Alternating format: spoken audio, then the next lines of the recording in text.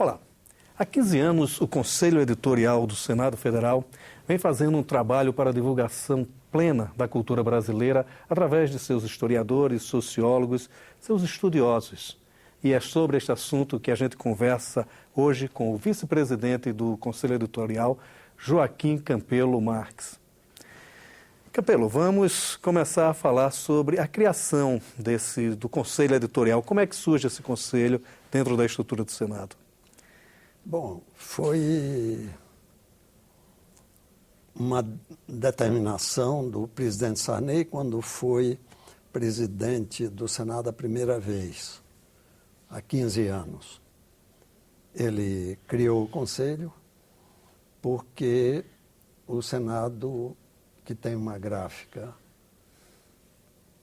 que faz apenas regulamentos, códigos e atende ao dia a dia do plenário,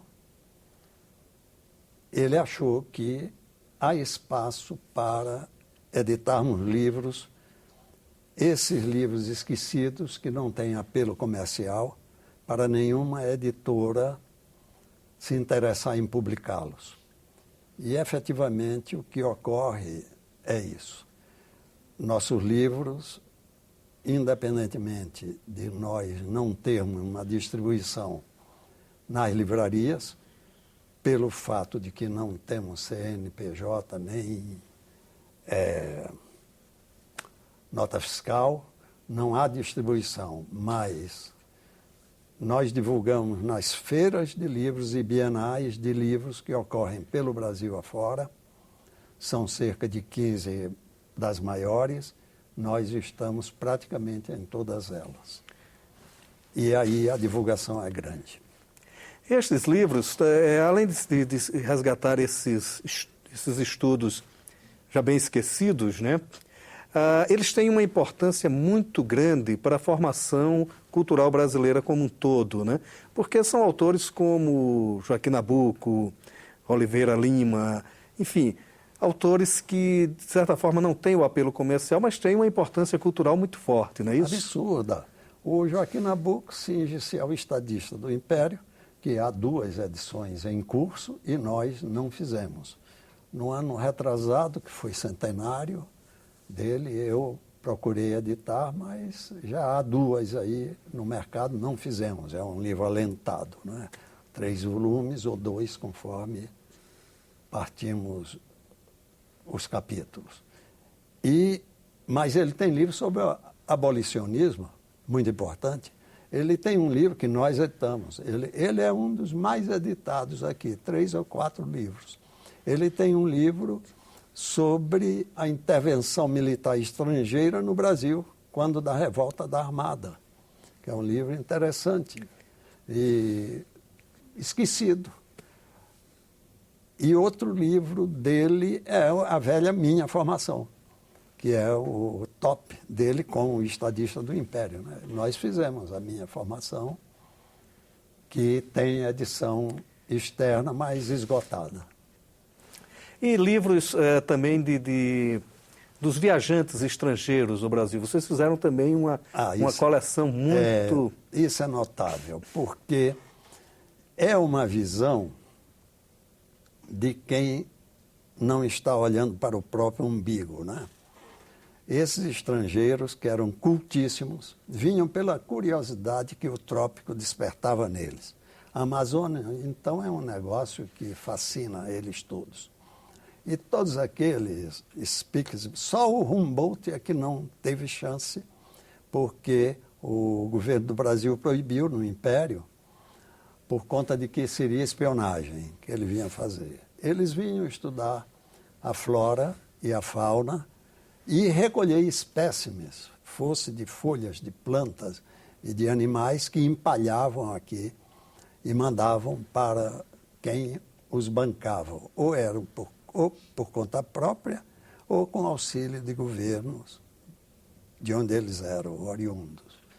Pois bem, o mais notável dele, porque foi uma vida trágica, terminou tragicamente, foi o Langsdorff, um alemão que era o embaixador da Rússia no Brasil, amigo do Alexandre I, czar da Rússia, e que veio para fazer uma viagem que começaria no Tietê, como de fato começou, e por terra eles iriam pesquisar a possível ligação da bacia amazônica com a bacia do Prata.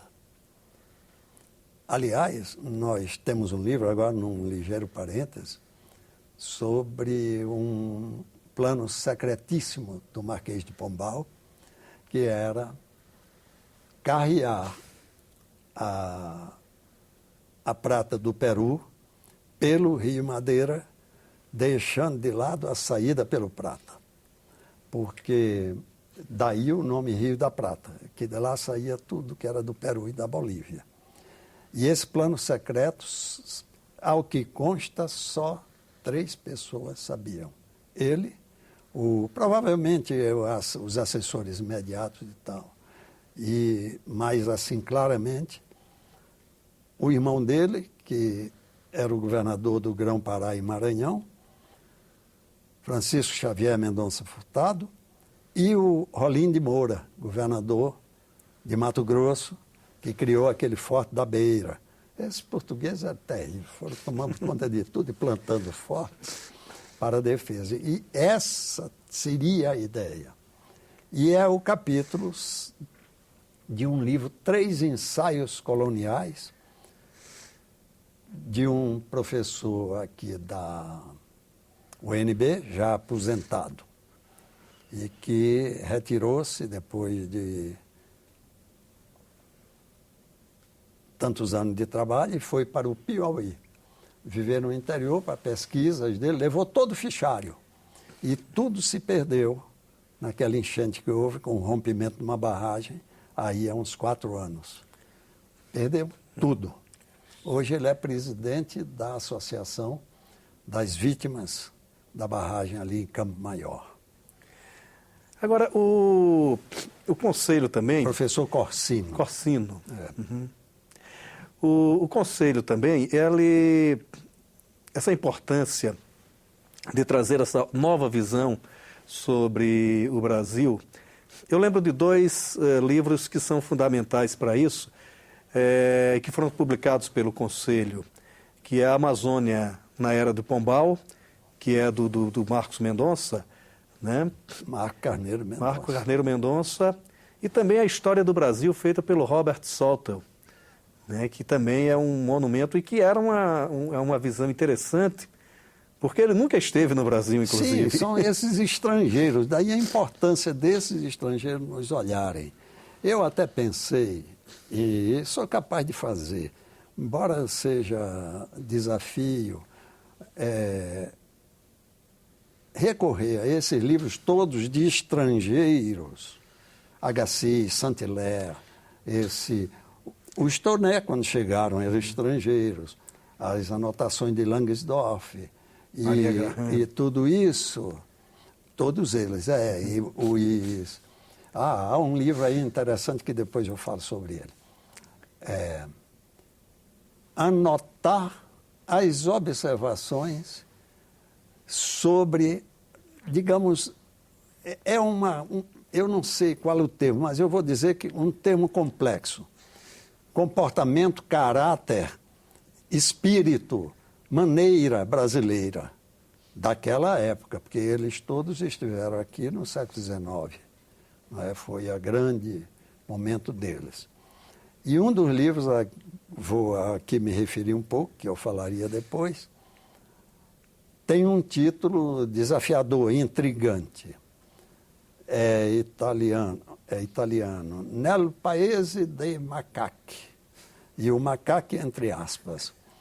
É a propósito da imigração italiana que ele discute no Brasil e em geral. Eu acabei de receber a tradução, então não li, mas a pessoa que traduziu, que é um intelectual de respeito, ele disse que é interessantíssimo esse livro. Não tem nada de racismo, o título é intrigante, mas quem pensa que existe racismo ali pode tirar o time de campo. O livro é politicamente correto. Agora, tem essas visões mesmo. Eu lembro de um desses estrangeiros que foi aqui a Goiás e tem uma visão assim terrível sobre a população de Goiás, né? Agora, era a visão do europeu, né? E quer dizer, é importante que a gente conheça essa visão. Mesmo tendo cores racistas e tal, eu acho que temos de ter conhecimento. Estes livros, tu falaste ainda agora, essa nova biblioteca, eu achei bom, porque na verdade são livros antigos, mas a reedição deles se impõe para termos uma nova coleção. Ontem eu vi na televisão que já foi entregue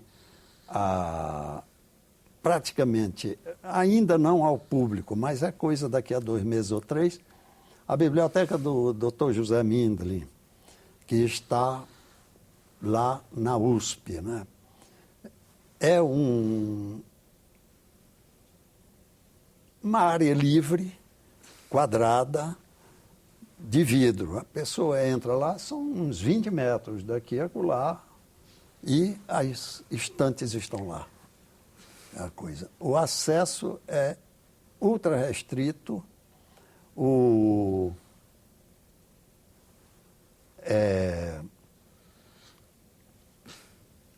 a consulta ainda mais restrita. Então, cabe uma discussão. Mas isso é obra rara, a propósito de obra rara. São apenas 80 mil, parece, ou 40 mil títulos e ficam lá fechados. Claro, é preciso ter preocupação em proteger, porque o que tem de bibliocleptas por aí não está no gibi. É verdade, é verdade. Agora, né, tem também uma edição que vocês fizeram, que também tornou-se emblemático, que foi a edição do Otto Maria Carpo, pela riqueza daquela história da literatura ocidental, e que se esgotou também numa rapidez danada. Quer dizer, a receptividade dos livros do Conselho, além da qualidade do padrão gráfico que eles têm, além do padrão dos textos, da qualidade dos textos, ela termina tendo uma aceitação pública muito grande, né? A edição do Carpo foi um exemplo disso, que esgotou muito rapidamente, né? Esse livro tem uma história interessante. O próprio livro mereceria uma biografia, ainda que 4 ou 5 páginas. O Carpo, que tinha por nome Otto Maria Karpfen, era austríaco e veio para o Brasil auxiliado pelos dominicanos. Ele era de origem judia, Karpfen, e adotou o nome Carpo quando chegou no Brasil, por causa de certos patrulhamentos. Ele não era ainda bem conhecido, e ele defendia a literatura espanhola, era o siglo de ouro e toda a grande literatura daqueles de 1600, 1700, fosse o Cervantes, fosse o Lope de Vega, etc. E achavam, porque a Espanha era franquista, era anti-aliados, que ele, para que defender aquilo, ele transformou o nome dele no Carpo. Ele era, digamos, beneditino. Ele morreu, ele era meu amigo. Este livro, ele me deu o livro. Agora, é domínio público. Eu não tenho nenhum interesse pecuniário comercial nisto.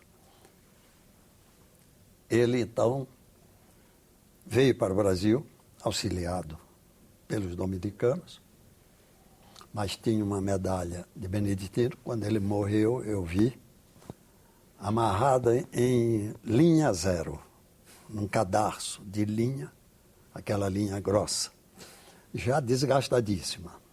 Bom, ele escreveu esse livro em 1 ano e meio. 5.000 páginas de original. Uma coisa disciplinadíssima.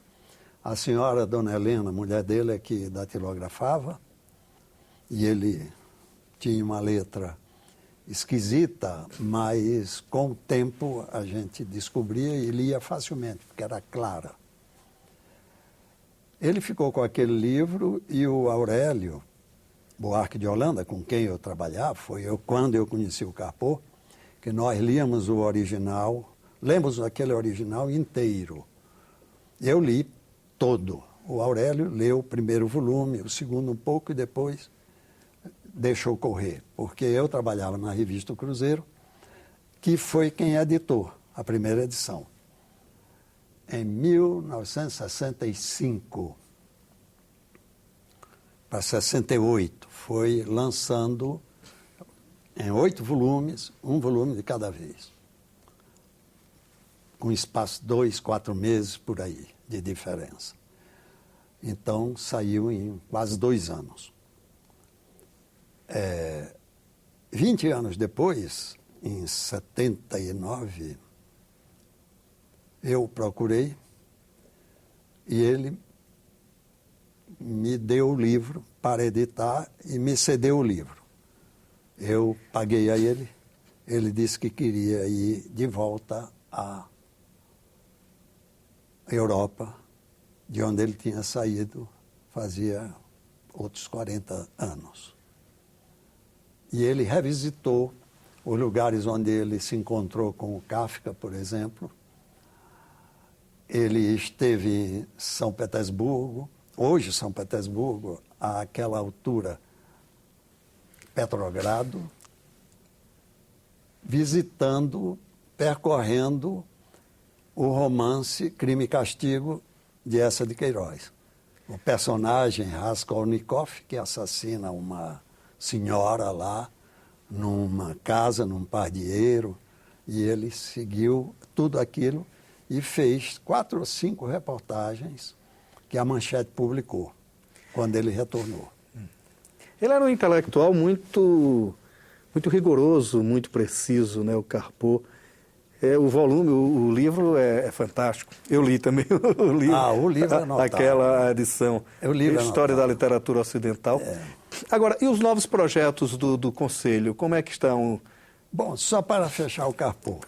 20 anos, eu editei, por uma editora que eu tinha de nome de fantasia, Alhambra. De resto, fiz livros notáveis. Nise da Silveira, Imagem do Inconsciente, eu que lancei a primeira edição. E outros livros. Vamos deixar para lá que o conselho aqui editorial que é o motivo da nossa coisa. E mais 20 anos, porque eu abandonei, fazia livros, eu errava. Quando eu descobri não, eu já sabia, né? Mas quando eu descobri que já tinha posto muito dinheiro em livros de venda muito curta, sem ter dinheiro, ou tendo pouco dinheiro, que a maioria dos livros eu fazia para mim. E então parei. E aí editei em 80. Ele não chegou a ver, que ele morreu em 79, 2 anos depois de me entregar o livro. E eu fui fazendo devagar. E lancei com sucesso. Foi sucesso. E outros 20 anos eu fiz aqui. Trabalhei durante 5 anos. Mas é um livro maravilhoso, né? Livro maravilhoso. A propósito, nós fazemos os nossos livros, saem a preço de custo, praticamente. E não temos uma distribuição de mercado grande. O que houve? Uma vez, numa Bienal de São Paulo, o dono da editora Cultura, da livraria Cultura de São Paulo, ainda não havia no Rio nem em Brasília, e hoje existe já. Ele me procurou, queria uma edição de 500 exemplares. E nós não tínhamos possibilidade de fazer isso. Ele, então, procurou-me, agora recentemente, e eu forneci a ele Ele associou-se a uma editora, Leia, portuguesa, e eu cedi os arquivos para ele editar. De resto, fica logo dito que qualquer livro de domínio público que nós tenhamos editado, eu transferirei, o Senado transferirá para o editor, porque sairá mais barato e será divulgado. Eu não acho que é um órgão público e que está aberto os seus arquivos a qualquer visitação.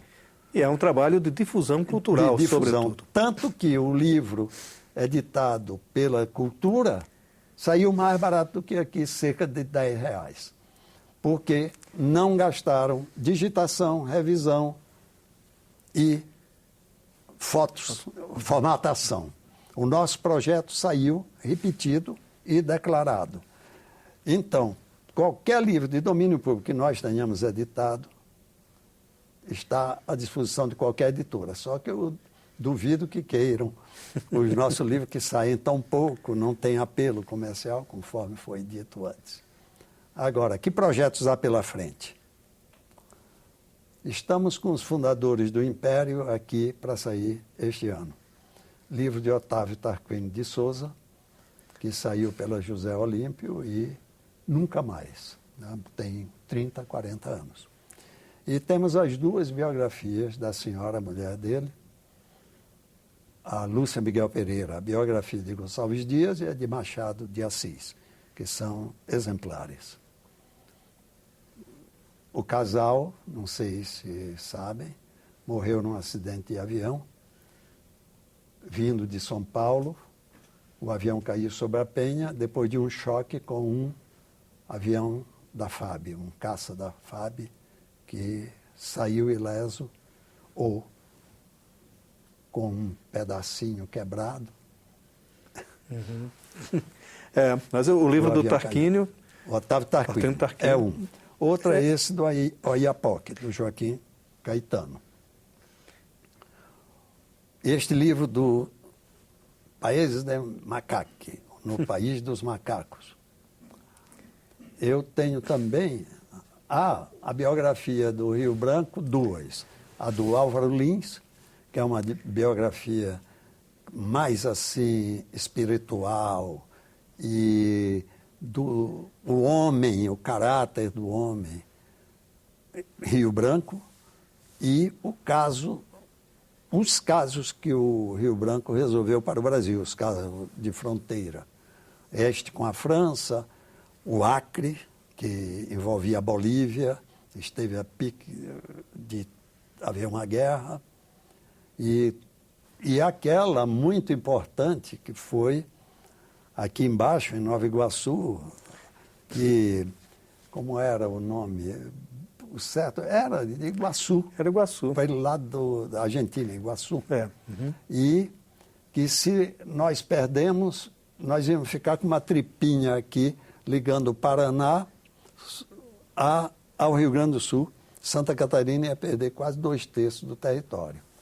E ele venceu brilhantemente o ministro do exterior da Argentina, que era um homem talentosíssimo, tinha 35 anos, o Stanislau Zeballos, filho de um antigo ministro, e ele herdou isto. Só que ele era muito culto e inteligente, mas um homem dificílimo e irritadiço, e tinha é uma das razões históricas da nossos confrontos hoje no futebol com argentinos.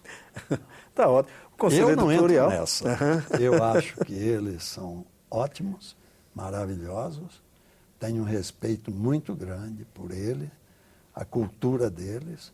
Até aí, 30, 40 anos, não sei hoje, 20 anos, diziam Buenos Aires tem mais livrarias do que o Brasil inteiro. É um dos mitos. É o que diziam. Né? Bom, o Conselho Editorial continua trabalhando aí na difusão da cultura. Vai trabalhar sempre e dedicadamente. Os livros nós procuramos fazê-los bem feitos. Se há senões, que nos avisem. Eu recebi outro dia um e-mail de um atento leitor que arrolou assim uns 8, 10. Aliás, ele mandou da primeira vez uns 6 ou 7, da segunda vez uns 3 ou 4 senões, e ele, na maioria, 80% estava certíssimo. Os outros 2 é problema de critério. Tá ótimo. Campelo, muito obrigado por sua participação aqui no Cidadania.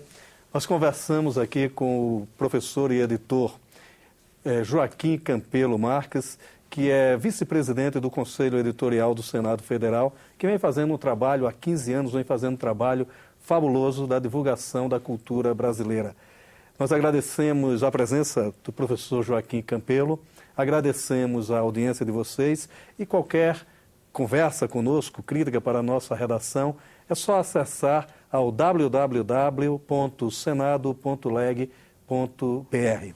Obrigado por sua audiência e até a próxima.